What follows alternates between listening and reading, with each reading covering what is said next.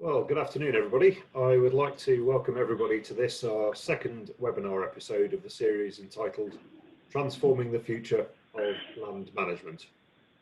My name is Matthew Morris, and I am going to be your host today. I'm a land steward with the Duchy of Cornwall, and I'm going to be your host along with Tim Hopkin, who is the founder of the Land app.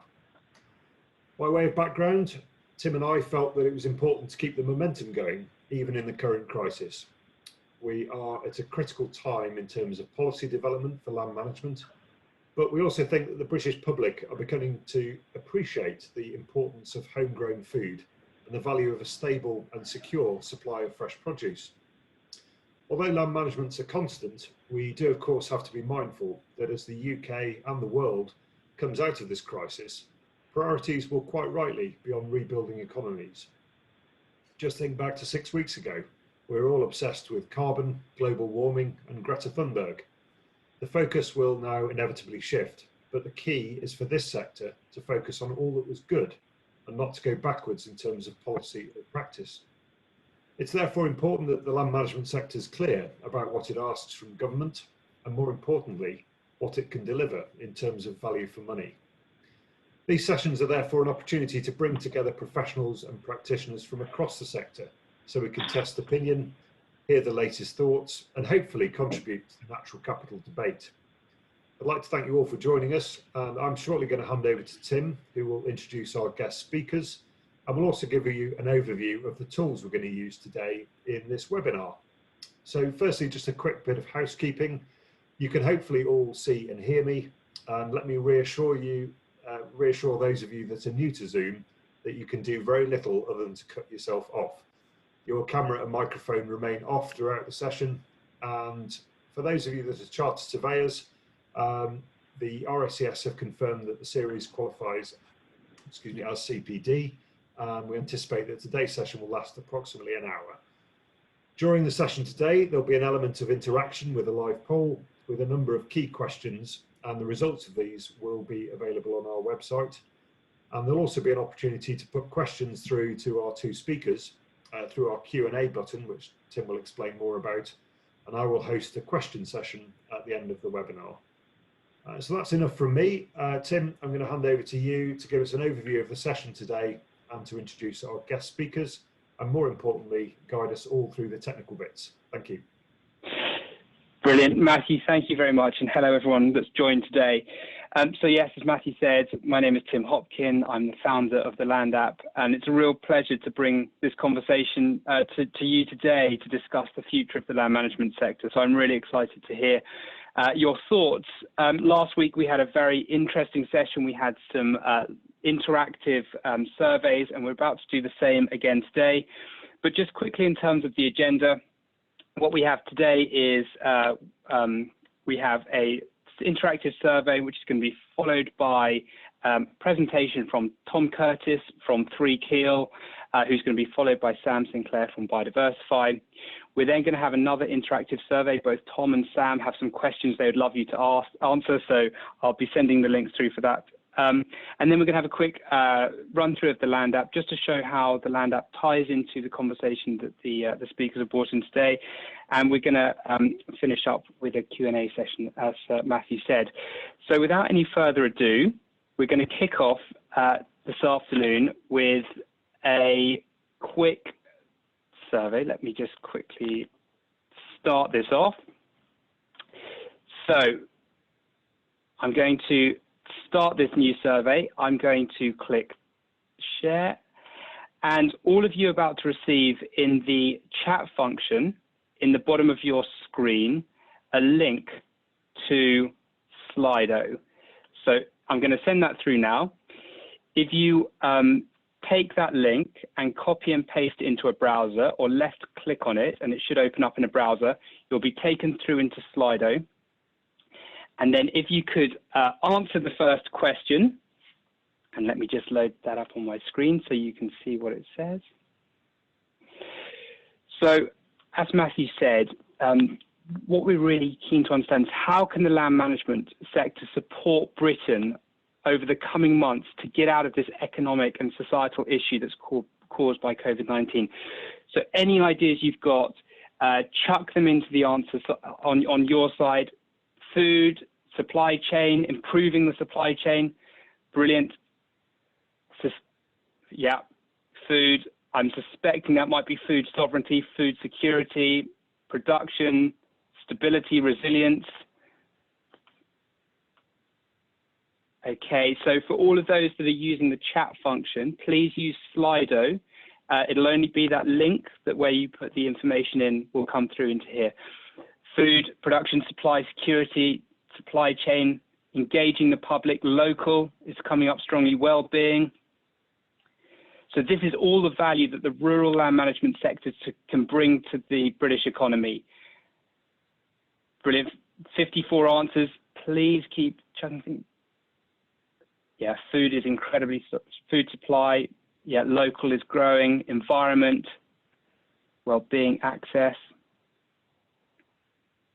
And feel free to answer as many times as you want. Please share all of your thoughts. All of this is going to be captured and made available afterwards as well. So yeah, just to ask the question again. So how can the land management sector support Britain over the coming months to get out of this economic and societal issue caused by COVID-19? Brilliant, 95. Jobs, absolutely. Okay, so just for those that are using the chat function, please do use the Slido link that I sent, because it'll be answering there will come through into this view that we're all looking at now. Wellbeing, food, fantastic. All right. Brilliant. We'll give it another 30 seconds or so, let you get all of your thoughts out. Employment, biodiversity, yeah. Well-being, getting stronger and stronger. We'll wait till we get up to 150 answers, I think.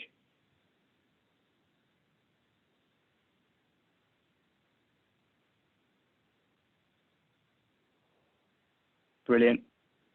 Mental health, transparency, workers, ecosystems, local food, biodiversity, fantastic. And all of these answers you provide, they really set us up for the rest of the webinar series. So this is really important context so we can keep bringing the best content to you guys. Okay, mental health.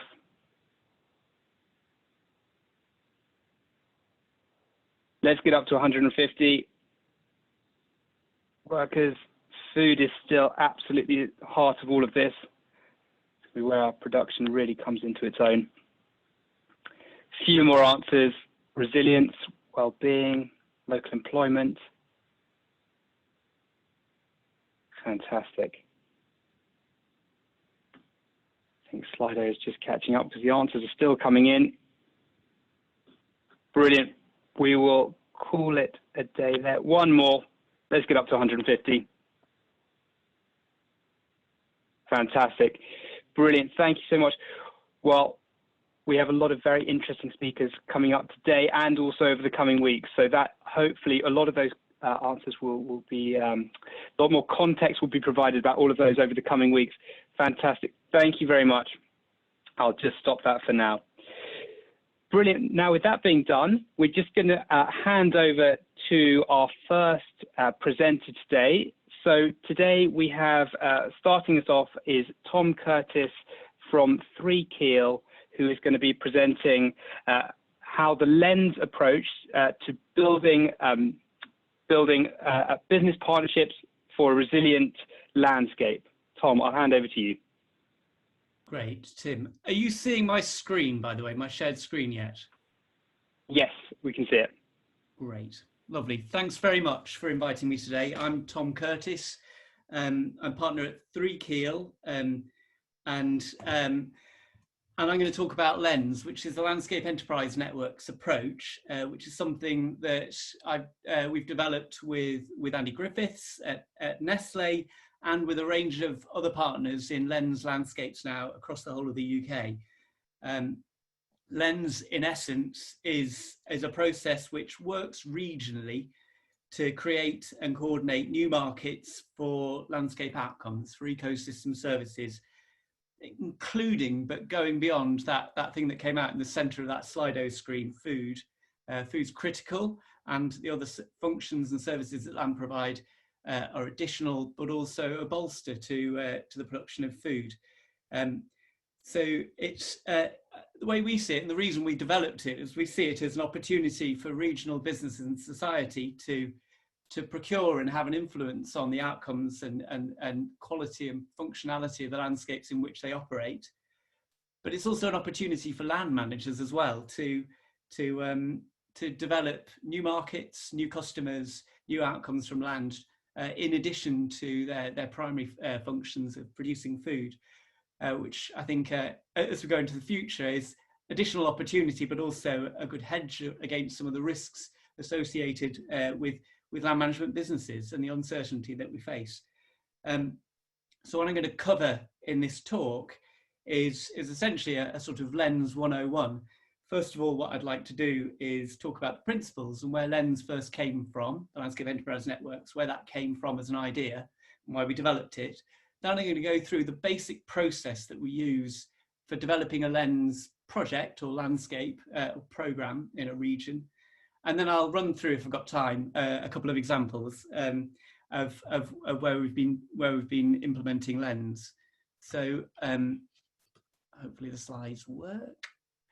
So essentially, Lens came out of a conversation that we had with Nestle, with Andy Griffiths, who's sort of co-conspirator on Lens, about 3 years ago. Essentially, at Three Keel, we've been doing some work with Nestle on sustainability risk management more generally for their business, and Andy was saying, well, you know, be interested in looking at that in an actual particular location. Very often when we look at sustainability risk, we look at the risks that are incoming to a business. So how will deforestation or soil loss or human rights issues affect them as a business? And Andy's question to us was, well, could you apply the same thing to our factory, actually a factory in Cumbria, at a place called Dalston? Could we apply that to risks that come from sustainability issues that arise from the environment, from the landscape in which that factory sits, from northern Cumbria, essentially, and systematically start to understand what it is about that landscape that matters to Nestle, and therefore where there is a business case for Nestle to invest in and take care of that landscape. And so, yeah, so we said, okay, fine, we'll do that. And what became very clear very quickly were, well, a few things about Nestle's interest in that landscape, and then a few realizations about how we tended to look at landscapes and how perhaps if we did it differently, we might be able to build stronger business cases to get commercial organizations and society more generally to invest in sustainable landscapes. So from Nestle's perspective, it looks at northern Cumbria, and it looks at a landscape which it doesn't own, but it's got assets in it that produce the milk that it requires for this factory just north of Carlisle in Dalston. It gets all of its milk from within 50 kilometres of that factory. So absolutely critical part of the production cycle. It's also dependent on that landscape because that landscape is the place through which its commodities go in and out. Logistics are critical, and if and when things flood in that landscape, as they do, that's a problem in terms of Nestle's operation at Dalston. It's a problem in terms of stuff getting in and out, product coming in, product going out, staff getting in and out. And also that landscape, the quality of that landscape, the functionality of that landscape is critical from the perspective of Nestle's employees as well, and their ability to live securely and raise families in that landscape, and therefore continue to be able to work for Nestle. These are all business critical reasons why the functioning and quality and performance of that landscape matter to Nestle. Now, the importance of that is that gives Nestle a strong and targeted business focus and reason for investing in aspects of landscape sustainability in northern Cumbria. And we can start to therefore build up a business case for Nestle to invest in that landscape. And that's the first key tenet of Lens, is that we start to look at the landscape from the perspective of demand. We start to understand a landscape and the quality and performance of a landscape from the perspective of the organisations that we were going to try and engage as customers of that landscape to pay for outcomes from that landscape. And that's very different from the way that we're used to thinking as perhaps land managers or conservationists, or about landscapes, where we think first of the landscape and how it should be and then try and sell it to people. It's much more of a business-led, customer-focused approach. The second key tenet of Lens is it's based on co-investment. Very rapidly, we could spot that Nestlé wasn't the only organisation that was interested in river systems and soils in that landscape. Other organisations are interested in flood risk. Other organisations are interested in the same things in that landscape, the same assets in that landscape, but for different reasons. And so, for example, we could engage United Utilities, the water company, because to share an interest with Nestlé in, for example, soil management, not because United Utilities is producing milk, but because United Utilities is interested in phosphorus management, nutrient management in that landscape, and therefore they had a common cause in terms of paying for or a common interest and a common cause in looking after those assets, or paying for those assets to be looked after. And in fact, that forms the basis of our first Lens co-trade. So the second key component or tenet of Lens is that it's demand-led, but it's also based on finding out where there are overlapping interests in the landscape and opportunities for co-investment. And clearly what that does is it means that Nestlé or United Utilities aren't carrying the can for that whole landscape, which is great for them. It means that they're more likely and less exposed if they invest in that landscape. It also increases the size of the pot, straightforwardly. It gives us more budget to go at, to move the needle on getting something to happen in that landscape and getting it to be effective. And it starts to build up a more sophisticated set of needs from that landscape that can be then delivered against, building general landscape sustainability. So those are the key tenets of Lens. And those are the principles we'd spotted early on when Andy and I were looking at this as two organisations. So we thought, well, what should we do with this? We'll develop it into a process. And we thought we'd develop it into a process by actually doing it. So we've developed a Lens process based on these principles, these tenets, in a range of different landscapes across the UK. And over the last 3 years, we've developed active Lens landscapes where we're putting together essentially trades which have more than one demand side interest on one side and a range of different suppliers against those services on the other, in landscapes across the UK, in southwest Scotland, in Cumbria, where this all started, in Yorkshire and Greater Manchester, so an urban type landscape. This has been developed first in a rural landscape. No reason at all why it can't be done in urban landscapes. It's about building consortia of business interests and helping them to procure outcomes from landscape. That can absolutely be within an urban and peri-urban landscape. We're working now in Derbyshire and Northamptonshire, on the Bristol Froome, another urban rural interface landscape, and on the Hampshire Avon. Hampshire Avon, along with Cumbria, is one of the more developed landscapes. And each of these with a range of different partners on the demand and the supply end of this, from a range of different sectors. And out of that experience, we've essentially developed a 3-step process for where we implement Lens, and it kind of shakes out into these 3 stages. And the first of those stages is essentially an opportunity analysis. We're interested in understanding where's the opportunity to develop these sorts of Lens transaction chains, which pull together multiple interests on one side and help them to procure outcomes from land managers on the supply side. Where are the opportunities? And essentially what we do this with this is we break it down to a systematic look at landscape beneficiaries, landscape functions, and landscape assets. So the beneficiaries is essentially an analysis of where's the money in a regional landscape, and what are the sectors that make up that of the economy within a region, and of those sectors, who has a stake, who has an interest in, who's got vested interest essentially in the performance and quality of the landscape. And what we rapidly see is that yes, that includes agri-food businesses, but it goes well beyond that, to tech businesses, to developers, to utilities, to a range of different sectors who might not be primarily about land, but might have a lot of stake in land and how it performs. And what we do is we trace back, we think back, well, okay, well, what functions do they require? What are the range of functions they require? And what are the assets in that landscape that underpin that? What's the soils, the river systems, the habitats, the public access infrastructure that underpins the functions they require. And those functions can be anything from resilient food supply through air quality, flood risk management, nutrient management, recreation resources, placemaking, habitat offsetting, range of different things. And essentially what we're doing in this analysis is we're trying to see where there's an overlap in different organisations and sectors showing interest in the same functions, or even just in the same assets that underpin those functions, because it's in those overlaps that we find opportunities to create collaborative investment. Essentially, shared interest enables people to work together in consortia to procure outcomes more efficiently, more effectively, and with more budget. And that's what we're looking at. And obviously what this throws up is multiple opportunities, and the way we play it with Lens is not to go for them all at once, not to try and boil this ocean, but actually to get in there and bite off one really, promising looking collaborative opportunity, whereas 2 or 3 or 4 organisations have a shared interest in an asset in the landscape, and we reckon we can do something about it.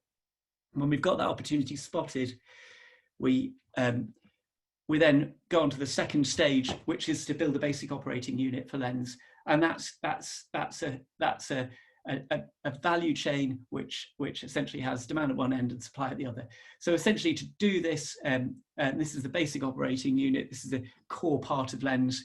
We pull together business needs. We understand those business needs, and where they overlap, we draw them together in this box marked demand aggregator, and we convene business around their common interests.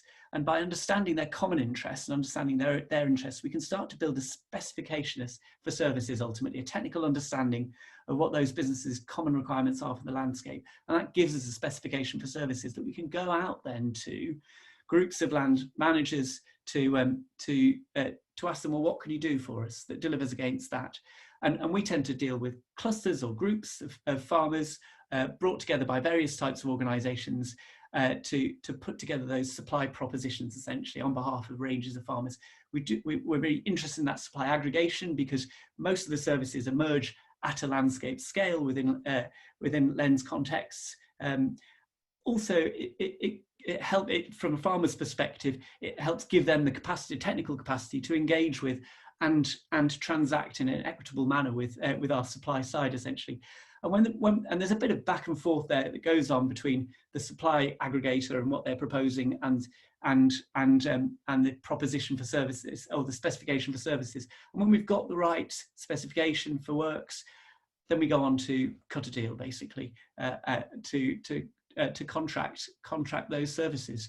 And essentially, the price point for that is somewhere less than it's worth to the people on the demand side and more than it costs for the people on the supply side to deliver it. That's where the money's on the table, and it's somewhere in there that both parties can benefit. So that's the second phase of Lens, essentially building the first value chain. And beyond that, we build multiple value chains. We bank that value chain, we transact it, we get it working, and we augment it, and then we can deliver other different functions from the landscape, different commonalities of interest around different assets, and build up a network of trades, essentially, for a range of different services.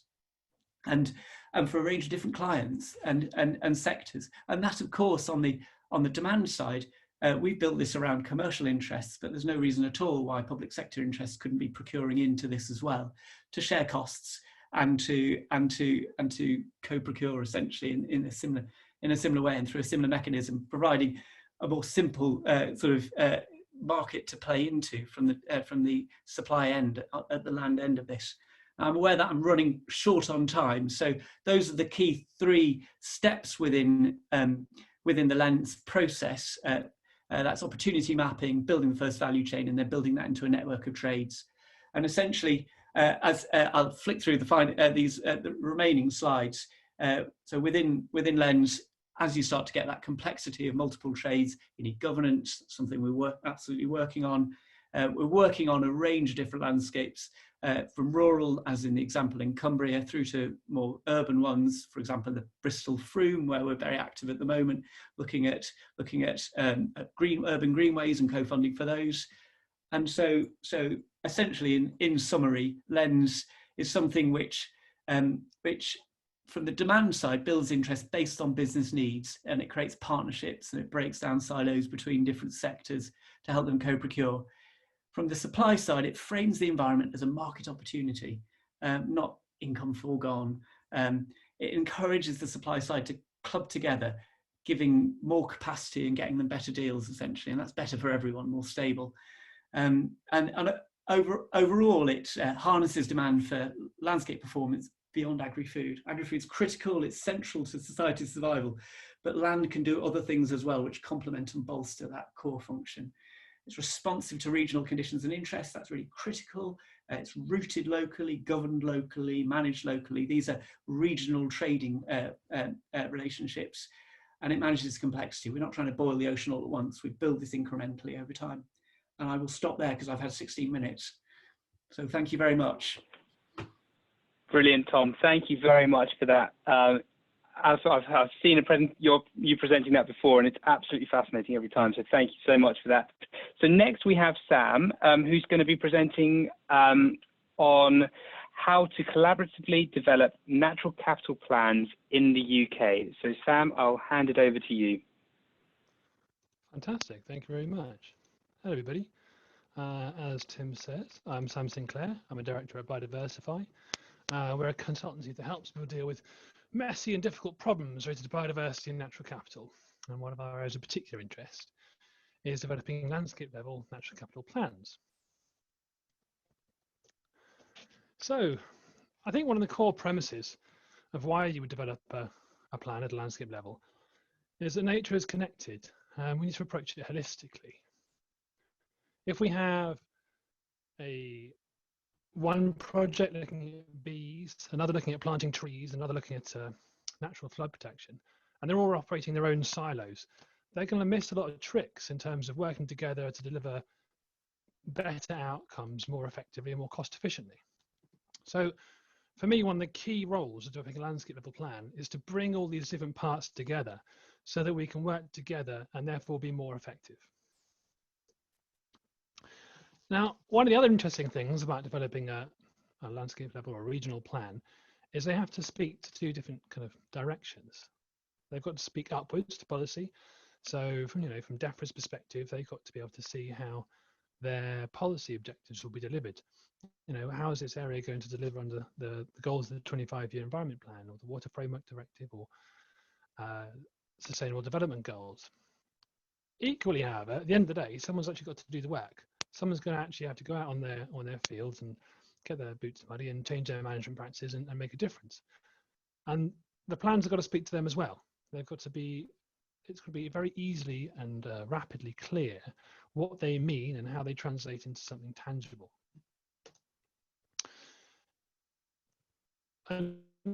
Another difficult balance that these plans have to walk is being both democratic and informed by science.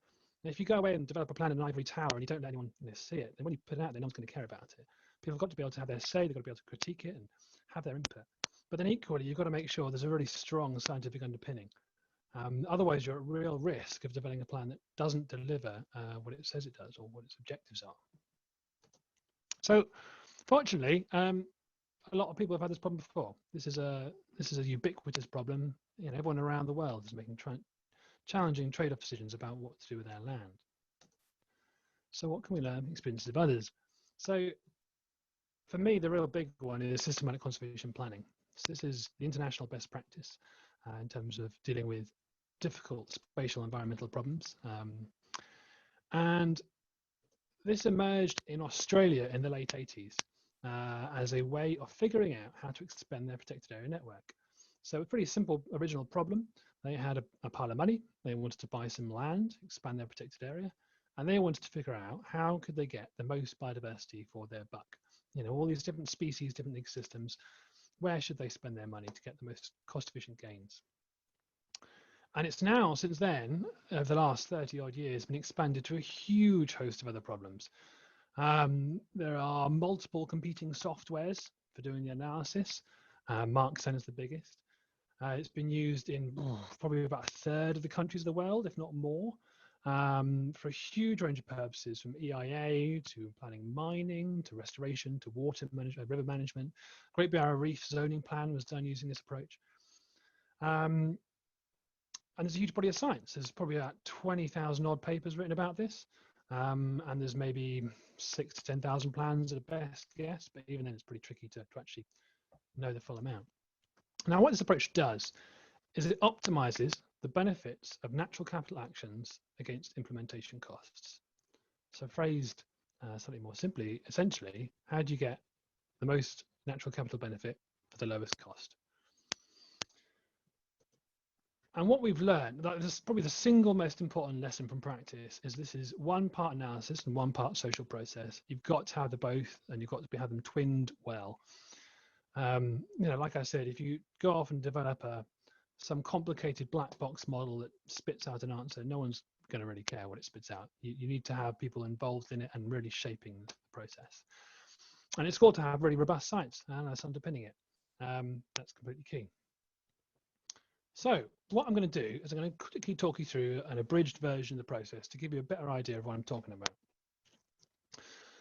So the first thing you do is you identify your stakeholders, and this needs to be as inclusive as possible. You need to bring everybody in. The last thing you want is to develop a plan and then get right near the end and realize there's a key stakeholder who's going to be really annoyed that you weren't involved in this, or they might not like the plan and oppose it. Bring them in, have those debates, make it inclusive.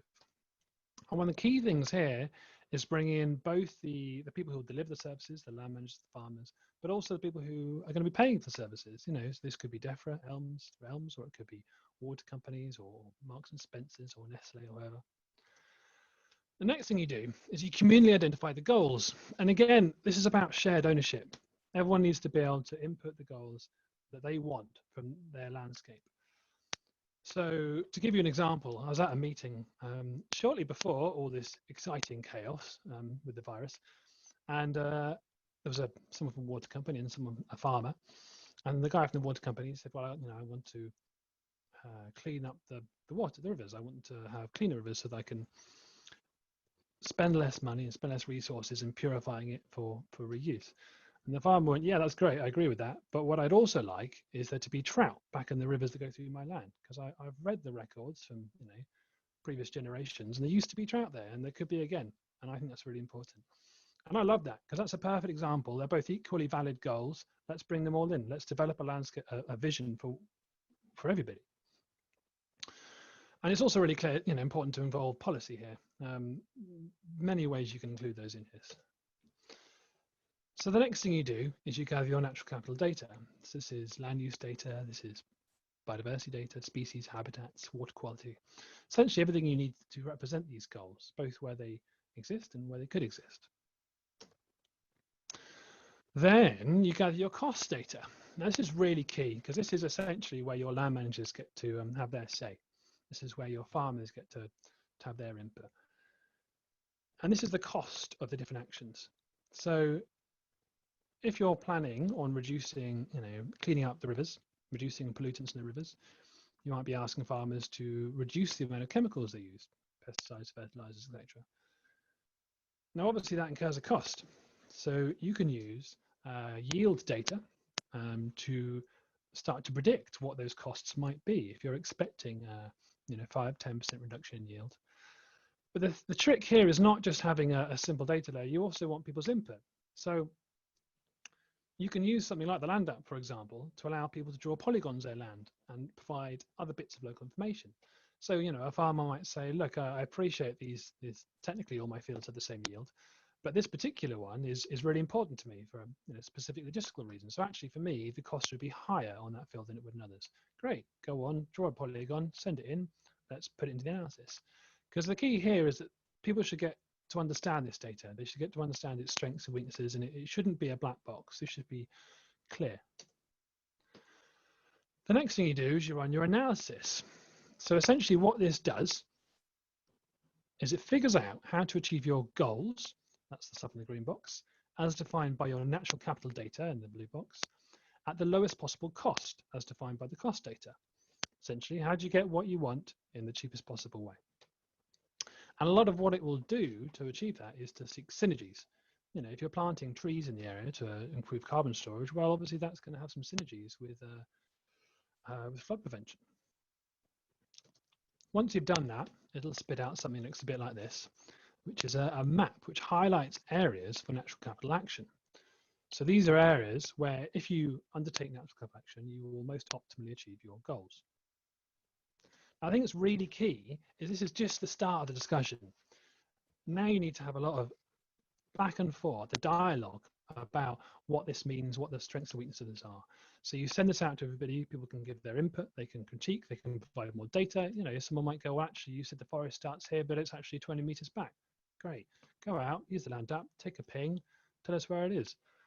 And you use this to inform a dialogue, and it will hone you in on the difficult discussions you need to make about where compromises are going to happen, how the trade-offs are going to happen.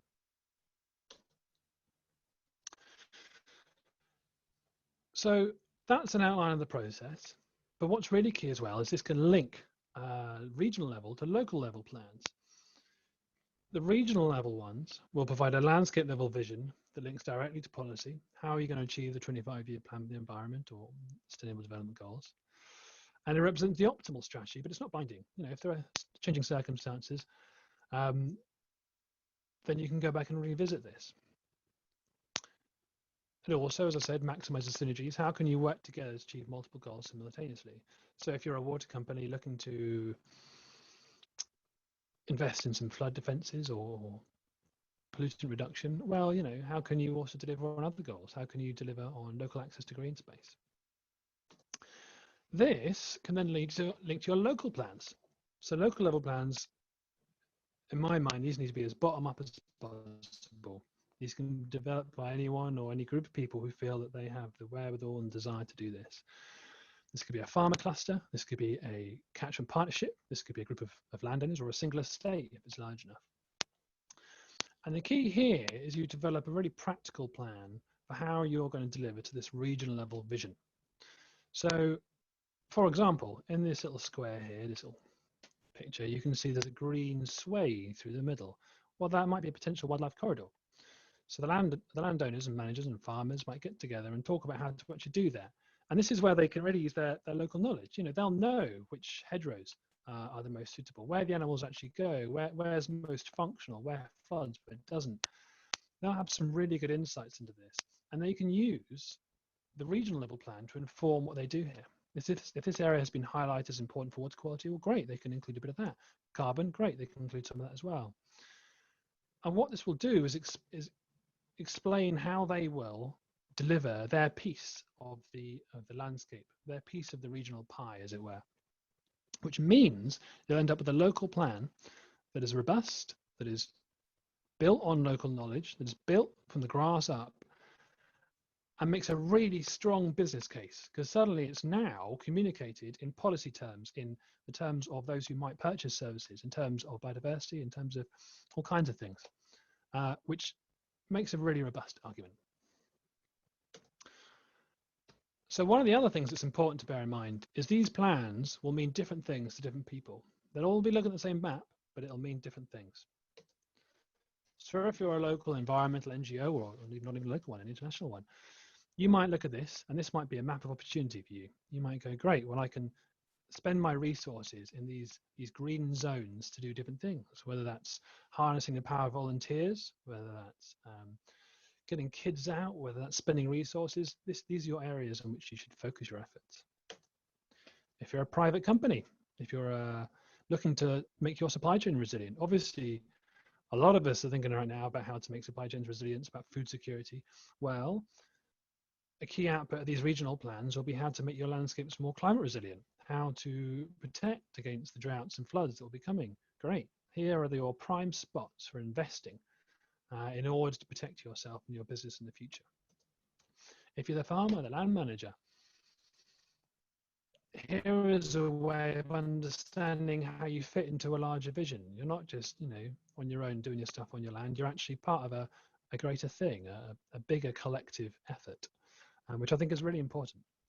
If you're a builder, we're building a lot of homes at the moment. I live in Cambridge. There's a lot of homes going up around me. You might use a map like this to figure out where you should avoid. You know, if you know if you go into these green spots with high natural capital potential, that might be difficult, that might be challenging. Or conversely, if you have to offset some biodiversity impacts, these green spots highlight where you might most optimally achieve them, and also deliver a host of other benefits at the same time. which means you can not only talk about the biodiversity you've offset, but also the carbon benefits and the resilience and all this kind of stuff. So, like I said, this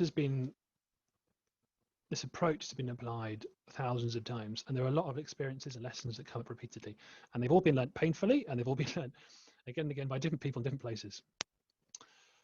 So the first one is that this is not an exact science. This is a dialogue. This is a discussion. And this is about bringing people together to understand what they need to do in their landscapes, to develop a shared vision.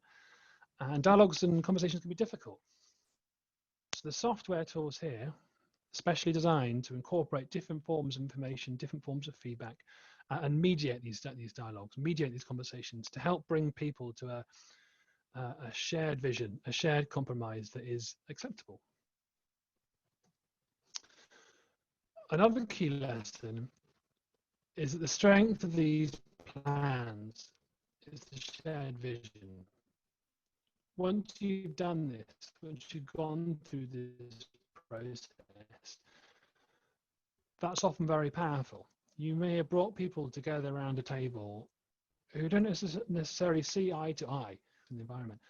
And the process of them working through what to do on their landscapes together can be an incredibly powerful one for establishing a strong foundation for future effort. Generally, where these plans have been developed, it's been rapidly uptaken and applied for multiple different purposes very, very quickly, many of which are completely unexpected. And then finally, if we're going to make these plans effective, we need to understand they mean different things to different people. We need to understand that they will need to communicate to a minister or to a government department how their targets are going to be met, how their objectives are going to be reached. But then also someone on the ground has to be able to pick this up and go, cool, I get what this means on my farm. They need to be able to access it to the land app and apply it very directly to their day-to-day action. And if we do that, then we'll be able to have a shared vision for our landscapes, which we can make a strong business case for, fund, apply, and make very real. Thank you very much for listening. I believe that's into my time. Brilliant, Sam. Thank you very much for that. Very, very informative, and no doubt there'll be lots of questions afterwards. I'm just going to share my screen again, because the next section we're just about to go into is another Slido survey. So what I'm going to do, Tom has a question for everybody. So I'm going to, again, just share this out through the chat function. So just give me a second.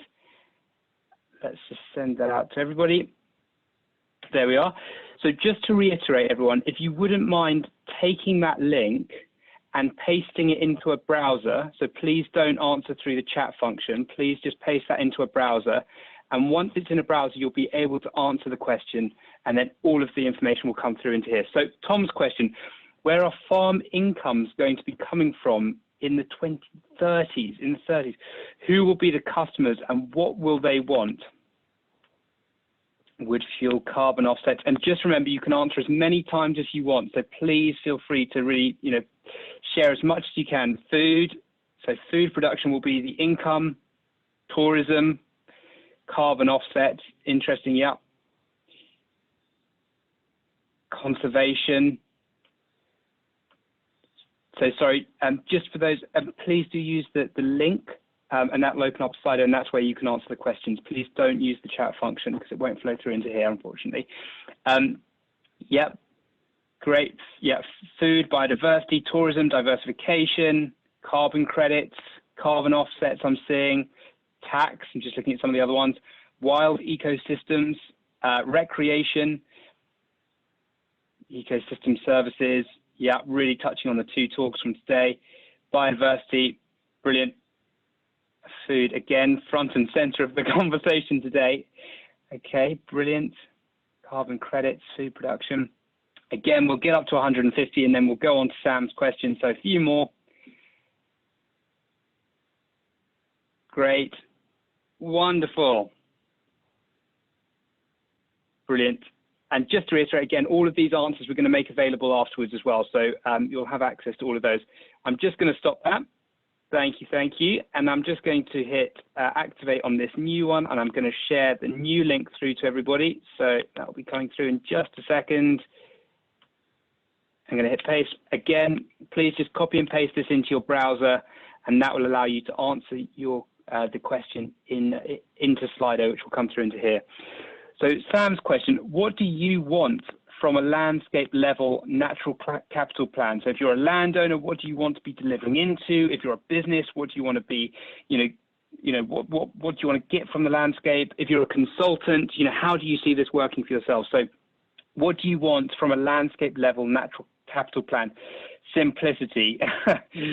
Yeah, that is really standing out. Woodland creation, simple. And I think this is probably going to be a huge part of the ELMS conversation and sort of just the wider natural capital planning that we're all going to be going into. Simplicity, targets, clarity, strategic. I guess that's a very clear idea of where things are going. Yeah, targets, wildlife, mapping, management plans, lots of opportunities, resilience.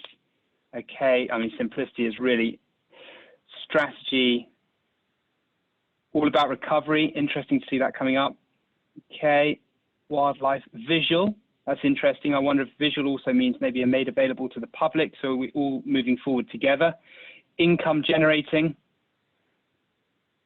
well visualized. Yeah, again, I think this is all about the public engagement, making sure we're all on the same page, moving forward in the same direction, which is obviously how we're going to get as much money into the system as possible.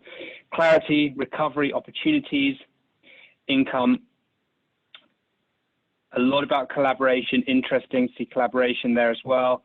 I think it's probably about farmers working together closely with consultants and advisors, and hopefully closer to government and treasury as well. Strategic, opportunities, simplicity, clarity, and income. Reality, yeah, I think it probably combines with strategy. What is practical, what's able to be implemented easily. So just to reiterate the question, what do you want from a landscape level natural capital plan? 3D, interesting, bit about landscape. Again, mapping. Farmer-led, yeah, I think certainly, especially with the facilitation funds. Brilliant. Okay, fantastic. We'll give it another 20 seconds. Any more ideas? Please feel free to put them all in. Income, clarity, simplicity, transparency, goals, strategy. I think this is all about collaboration, isn't it? Working at a landscape level to work out what we can deliver from a landscape. Brilliant. Okay, I'll bring that to a close. Fantastic. Thank you, everybody. Great. Well, thank you for that. And as I say, all of that's going to be made available afterwards. So thank you for your contribution. That's incredibly informative. And I know Tom and Sam will be very grateful for all of that. The next section I'm just going to go into is a quick demonstration of the Land App to try and tie some of the conversation, Tom and Sam's presentations together. So yes, so the Land App is an easy to use, free digital mapping tool designed specifically for land management. I'm just going to run through just briefly some of the the major ways you can use it. So if I call this webinar demo, and we are the 16th of the 4th. So the Land App is really designed with one objective, and that is to help support the transition of land management towards best practice. It's being used by all different parts of the sector, from designing up basic payment scheme, diversification plans, landscape scale planning. National parks are using it. It's also able to feed information back to DEFRA. So what I'm going to just quickly do is run you through quickly how it works. So firstly, you're able to import RPA data directly into the software, and I've got that file already downloaded onto my computer. So let me just quickly import that in.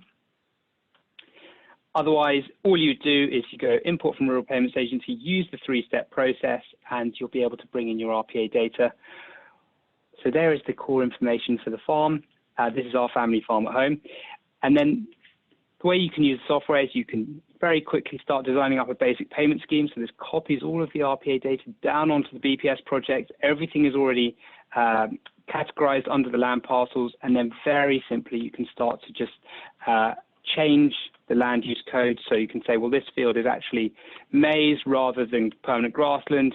can cut fields by right-clicking, and we can say, well, half of this is in potatoes. So very quickly and easily you can do this. And as I say, this is all entirely free and fully supported. Then I'll just quickly show you what's happening as you're doing the designs. In the table view behind the scenes, it's producing a table view which you can export out into Excel and use and support your claim to the RPA for your basic payment scheme. You can also use the software to then duplicate into, say, the countryside stewardship plan. So if we do CSS, we can come down to these two woodland blocks and we can say, well, these two woodland blocks are actually in a woodland plan. So we'll put them into a woodland improvement plan. You can see here the software knows you're going to get paid £100 per hectare, and all the information about the option is available right there. Again, this is producing a table view behind the scenes, and you can turn on different designations like flood zones and triple SIs to get more context of the holding. And this helps you build up the strategic plans. And in a couple of weeks' time, we've got Rob Hindle from Rural Solutions presenting how to build a whole estate plan. And this is really the core objective of the software, to support the process of building those holistic plans. You can also then run a report, and it produces an automated baseline assessment of the holding and the current conditions and the schemes that you're in. So again, you get this instantaneous understanding of how the land is being used. And what I want to show you just quickly is also how we've been working with Tom at the Landscape Enterprise Networks and building up a plan of the facilitation fund, so these facilitated farm groups, which also is overlapped with the lens boundaries. So here are some of the facilitation funds that we're working with throughout the South, the boundaries of each of the individual groups. And here you can see in these red overlaps are the lens boundaries. So the objective here is to make available all of these data sets to everyone so that you can see if you're in a lens boundary and therefore able to get payment before delivering ecosystem services. And Sam's systematic conservation planning designs would, again, the objective is to make those available. So as you're building up your whole estate plan as a farm, you have full access or full insight as to basically what the market is going to pay for what you're there to deliver. And so this is really how the Land App is being molded to really help support the delivery of natural capital options and ELMs. So this is really a collaborative endeavor. As I say, the software is entirely free, and we would love to continue to help as many people as we possibly can. So that's just a quick overview of the software. What I'm going to do now is just quickly ask a question, which I didn't do last week actually, which is it's going to come through to you now. So this is a quick poll, and this is just really to see if anyone would be interested. A lot of people, okay, already have Land App accounts. Okay, fine, that's useful. Okay, and what I'll do is I'll send a link out to everyone that's interested in having a Land App account. We'll probably be putting on a webinar, again, more of a guided run through, so more than happy to support you guys just to have a look at how it works and ask me questions, and we can go through it together. Yeah, lots of people with Land App accounts already. Hello, everyone. I'm sure we've already spoken plenty of times. Hope you're enjoying today. Great. I'll give it just another 15 seconds or so. Yeah, lots of people interested. Okay, that's great. What will happen for those who are interested? I'll essentially add you as a referral in the software. You'll be sent a link automatically, which will give you a £10 of credit as soon as you create an account. Best to set up your account in Google Chrome so you can use the Chrome extension to import the RPA data. And we've got an exciting announcement which we'll be making in a few weeks' time about some work we've been doing with the RPA. So yeah, if you've got an account, you'll be notified in the next few weeks about that. So brilliant. I will end that for now. Thank you very much, everyone. You'll hopefully get a link in the next few days. Sorry. Brilliant. Well, that is that from me. I think we're now going to turn back to Matthew. We've only got 7 minutes for the Q&A session, so I will hand back to Matthew now. Thanks, Tim. Well, thanks, Tom and Sam, and thank you all for submitting all your questions throughout the session. That's been really helpful. Lots of questions have come in, so we're going to only be able to pick a few, but we will also sift through these offline as well and try and provide you with some information. So, Tom, if I could start with you. Questions come in. People talk about the sort of wild west of carbon trading. And you talk about overlapping interests. What safeguards do you think are needed to prevent sort of double and treble counting when it comes to this sort of thing? Yeah, I mean, it's that's particularly comes up where someone's wanting to claim a sort of a fungible credit essentially, and that relates to things like carbon and also potentially things like biodiversity offsetting, and in those cases, essentially, those have to the standards that are associated with those products or with those offsets themselves have to form the basis ultimately of avoiding that double counting. There are, but there's a way of choreographing things that needs to be done in order to be able to co-fund something which is partly funded by carbon, for example, and partly funded by other ecosystem functions, and that has to satisfy additionality from the perspective of carbon, and in fact that's something that we're actively engaged with at the moment in conjunction with Newcastle University to develop a methodology for doing that, because obviously we want to be able to pull those things together.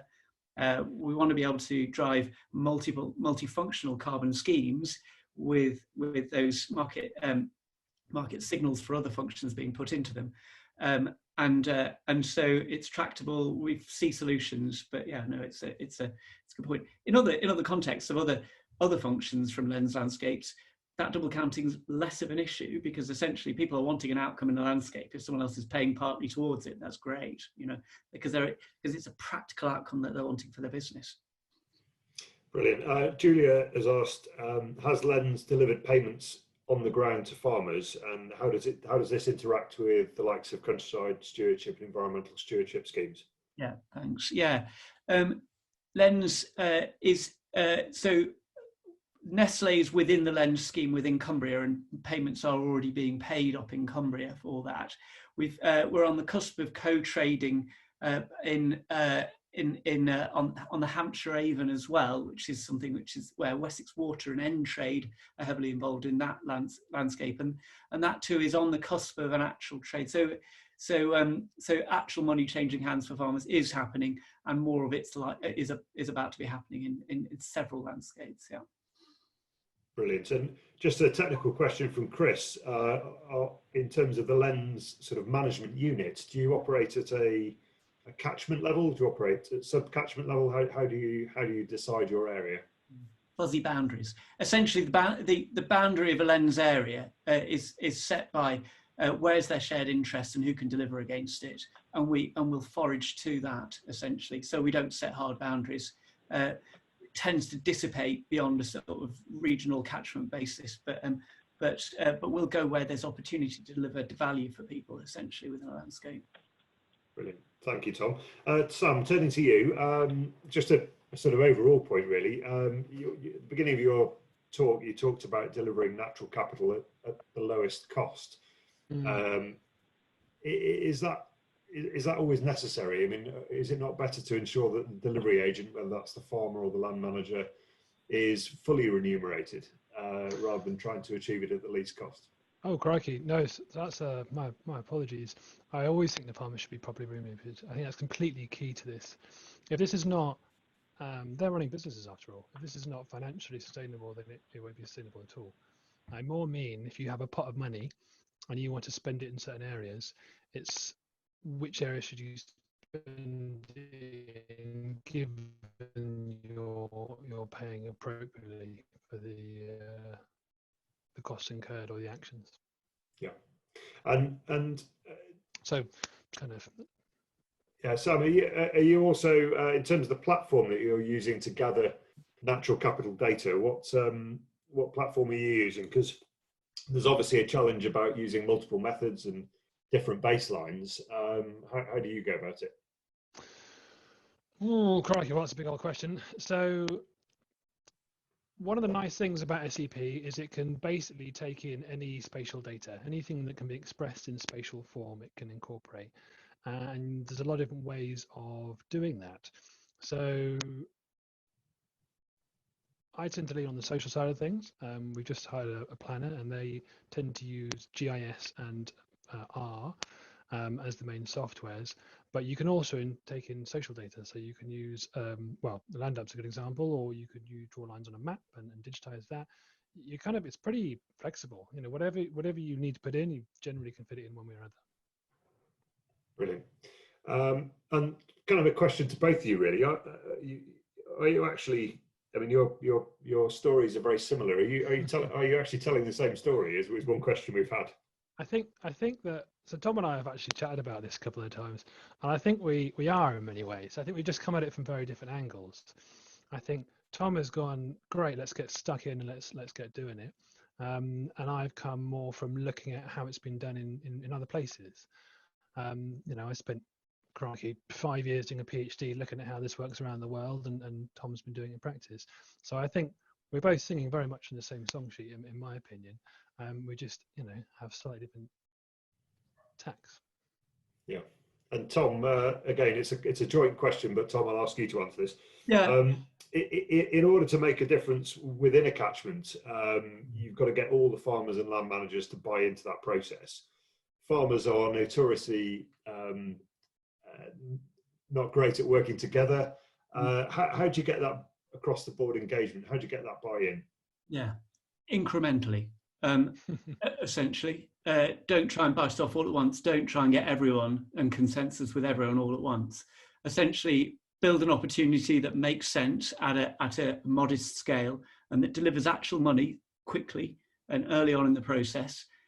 Prove the point, make it work for a group of farmers, get others to listen and watch and see how that's going, and then build it from there. But you've got to prove the pudding by actually delivering real transactions with real returns for farmers in a context where they feel that they've got a say over what it is that's being delivered, and they're not being overpowered in that process. And when they're starting to see benefits, then others will get interested, and we can start to grow that market in a region. So I'd say incrementally, do it in practice, prove it by doing it, and it'll grow basically. And also they can control that process as well. They can evolve it themselves. It's theirs. It's their process. Fantastic. Great. Well, Sam and Tom, thank you very much for answering those questions and for your two talks. I hope everybody has found today useful. We're going to send you a short feedback form shortly, so all the attendees will get an email from us, and it'd be great to have your feedback so we can keep refining how we do this. We've got another 9 in the series to go, so keep watching, keep logging on. It's all about working together, and you know, the more contacts you have that can contribute to these sessions, the better, really. So this time next week, we're going to be hearing about natural capital payment opportunities. We've got David Hill from the Environment Bank, and we've got Alex Robinson from Mopane Capital. So, Sam, sorry. So I was going to say, I can see so many questions, and my name keeps popping up, and I get distracted. Please email me if anyone's got any questions about my stuff, because I would love to talk about this until the cows come home. Fantastic. Well, we are going to capture the questions that have been asked today, and we'll get those across to both our speakers, and hopefully we can get some answers back to everybody. So once again, thank you very much for joining us, and we will see you next week. Thank you. Thanks very much. Brilliant. Thanks, everybody.